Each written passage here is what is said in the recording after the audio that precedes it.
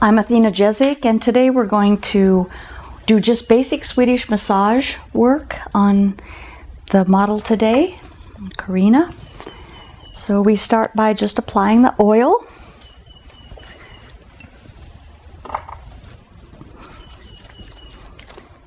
You want to apply it fairly liberally, but not too much oil to make it too slippery,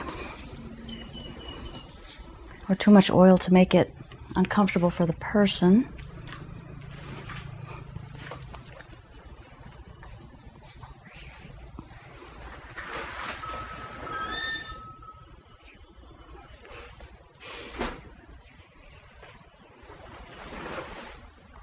And be sure to get up into the neck.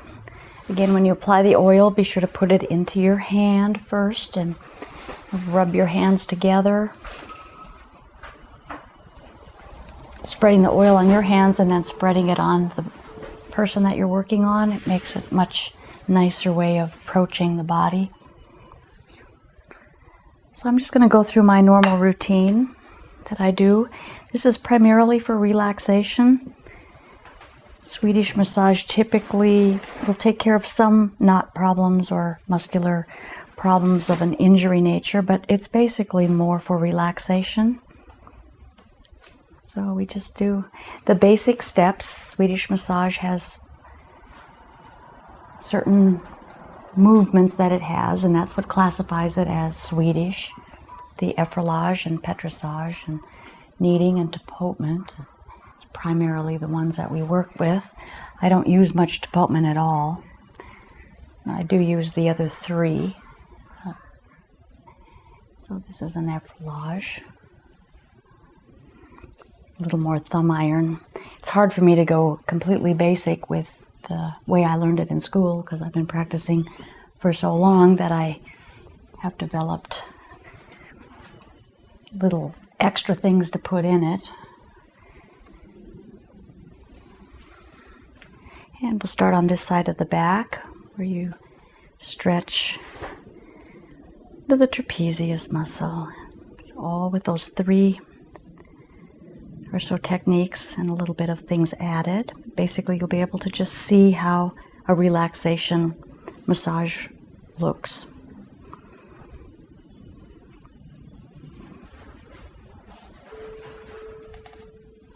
Pushing back up.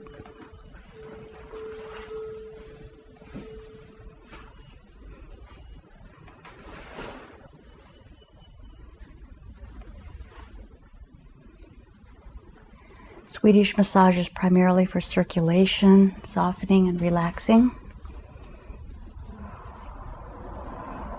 which is why it's so good to do this on a regular basis.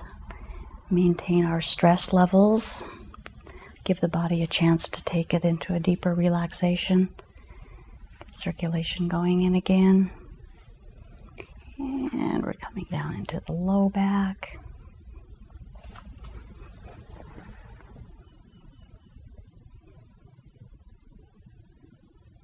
This is a routine that I've developed over the years. It works good for me. It flows from one muscle group to another, which is a nice way to approach it if you're working on somebody.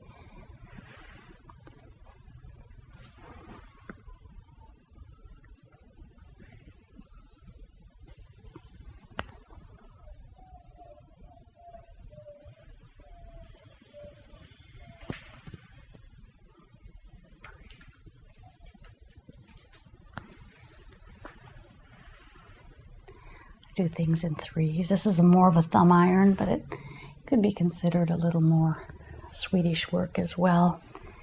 Sometimes the terminologies get a little bit gray area because there's only so much you can do to manipulate a muscle, and people get sort of ridiculous sometimes about words and names, and they copyright the name, and somebody else can't really use the name, but they do the same technique. So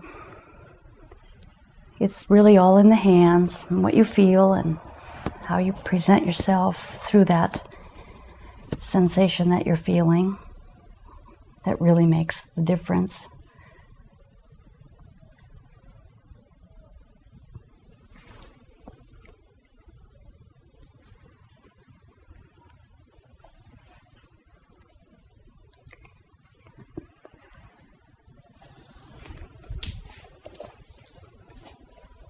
And then we do the same thing on the other side.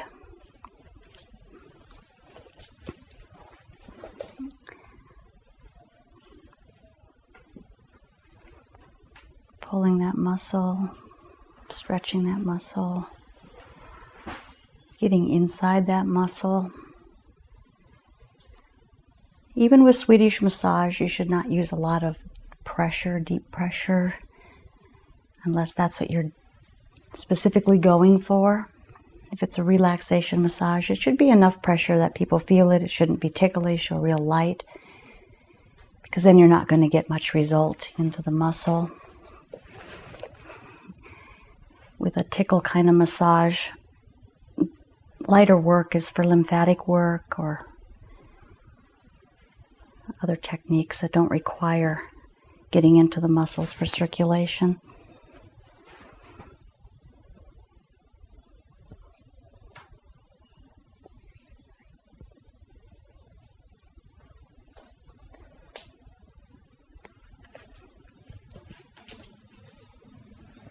And then rolling down the back.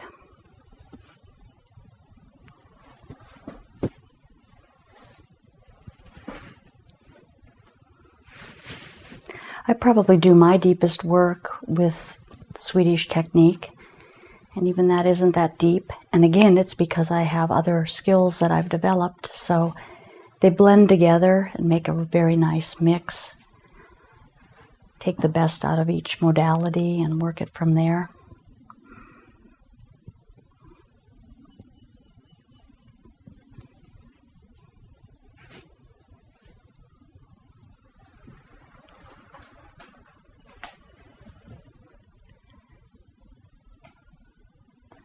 Back when I was at the peak of my massage work, I would do sometimes as many as 7 massages a day. And back then I worked 6 days a week. Usually I would only work 5 a day. So I had a lot of practice. That went on for many years.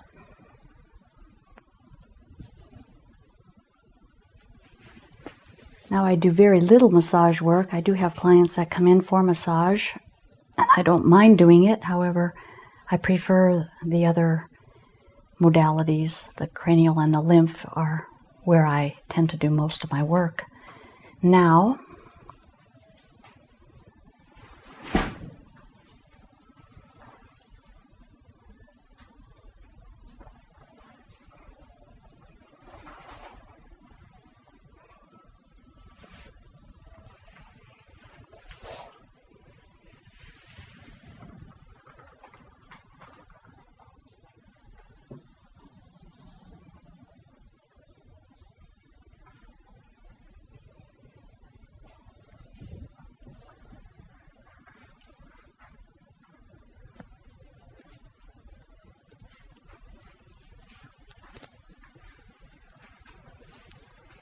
This has a little vibration to it, which is also a fun thing to do. Vibration feels real good, especially along the spine. And then, of course, the trick of a good massage is being sure that you get from the origins to the insertions of the muscle. So much of massage is done just in the belly or the body of the muscle. And although that feels good, the stress points are usually at the attachments, at the origins and insertions. That's where the muscles attach. The origin tends to be where it starts. The insertion is the movable side, if that's a movable muscle.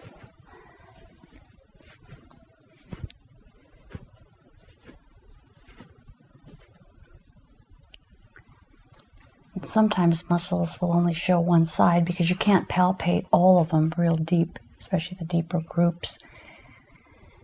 So you get wherever you can find one end of the muscle or the other where it's attaching into the tendon and then into the bone. It's very helpful to be able to remember to go to the distance on the muscles.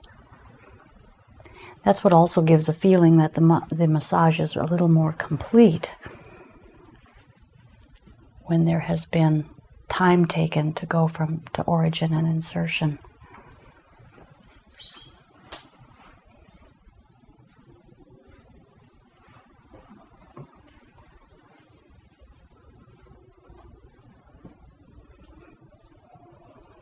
And then we'll just wrap her, pulling it upward.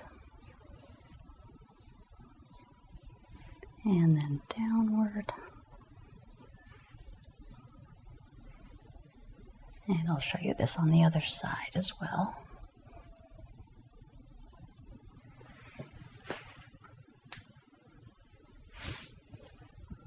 And pulling it back down.